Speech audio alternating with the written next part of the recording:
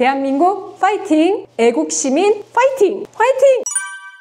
윤석열 대통령이 현재 탄핵 심판에서 직접 출석해 변론을 이어가고 있죠. 지난 4일 5차 탄핵 심판 변론에서 윤 대통령은 12.3 비상계엄과 관련해서 이번 사건을 보면 실제 아무런 일도 일어나지 않았는데 지시했니, 지시받았니 이런 이야기들을 하고 있다며 마치 호수 위에 떠있는 달 그림자 같은 걸 쫓아가는 느낌을 많이 받았다고 말했습니다. 비상계엄이 내란인가를 판단하는 데 있어서 여러 가지 판단 기준들이 있겠습니다만 계엄군의 규모나 무기 소지 여부, 비상계엄의 물리적인 시간 자체가 짧게 끝났다는 점 등을 볼 때 실제 비상계엄이 엄청난 위협이 되진 않았다는 겁니다. 윤 대통령의 호수 위에 떠있는 달 그림자를 쫓아가는 느낌이라는 발언에 저는 달을 보라 했더니 보라는 달은 안 보고 달을 가리키는 손가락만 본다는 불교에서 비롯된 사자성어 이것이 떠올랐습니다.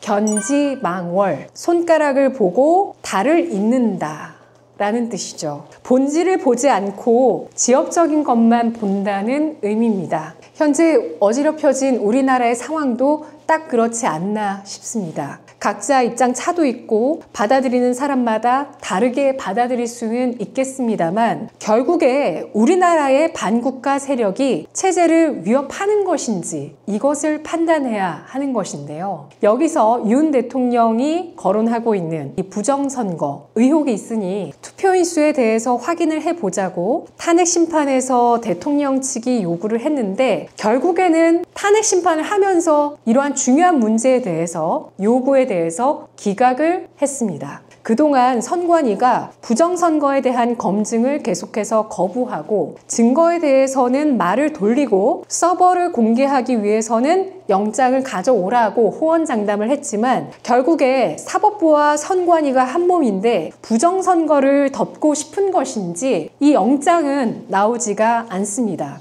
부정선거가 있다면 윤석열 대통령 당선도 부정선거 결과가 아니냐고 말씀하시는 분이 계시던데요. 그러니까요. 그렇기 때문에 선관위 서버도 까고 투표자 수 검증도 받아들여서 해야 대통령의 비상계엄이 잘못한 것인지 잘한 것인지 확인할 수 있는데 이걸 안 하겠다고 자꾸만 기각을 하니까 의혹은 더 커져만 가고 지역적인 이야기들만 계속 확산이 되고 있습니다. 결국 호수 위에 떠있는 달을 보고 같이 심판을 해야 하는데 자꾸만 그림자만 쫓아가니까 이야기가 겉돕니다. 결론이 나올 수가 없습니다. 변명과 궤변, 지역적인 것에 대한 집중으로 본질 흐리기, 이제는 정말 지겹습니다. 우리나라의 현 사태에 왜 여기까지 온 것인가 본질을 봐야 합니다. 숫자는 거짓말을 하지 않습니다. 그간 선거에서는 너무나 이상한 숫자가 많았습니다. 정말 중요했던 2022년 대선에서는 0.7%포인트, 역대 가장 적은 차이로 떨어졌던 대선 후보 이재명 대표는 재검표 요구를 하지 않았습니다.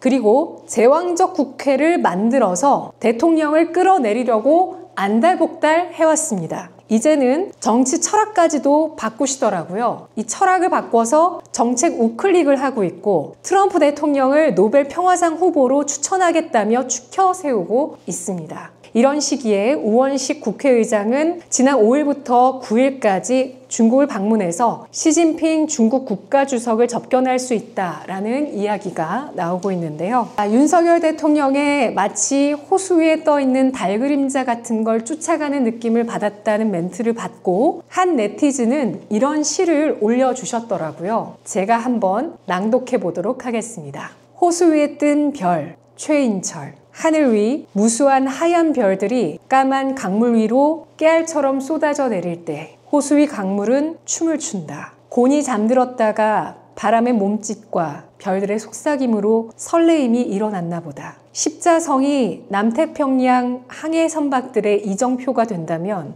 호수 위에 내려앉은 별들은 달 그림자에도 지워질 텐데 누구를 위한 이정표인가요? 가만히 숨죽이고 앉아 바람의 음계를 타고 강물과 춤추고 논이다가 호수 속으로 사라져간 허상이여. 결국에 헌재 심판에서 쫓는 달 그림자도 까만 강물 위에 쏟아질 듯한 이 무수한 춤추는 하얀 별들도 허상에 지나지 않습니다. 우리에겐 이 십자성, 남극을 찾는 별자리와 같은 남십자성이 필요합니다. 나침반을 놓고 우리나라가 갈 길을 찾아야 하고, 어지러운 사태를 해결할 본질에 다가갈 용기가 필요하고, 국가가 나아갈 철학과 지향점이 필요합니다. 윤 대통령께서 나경원 국민의힘 의원 등 지도부와 접견해서 의회 독재로 국정이 마비되는 것을 바라볼 수만은 없어서 무거운 책임감으로 비상계엄 조치를 했다면서 2030 청년들과 국민들에게 당이 하나가 되어서 희망을 만들어 드려야 한다고 당부를 했습니다.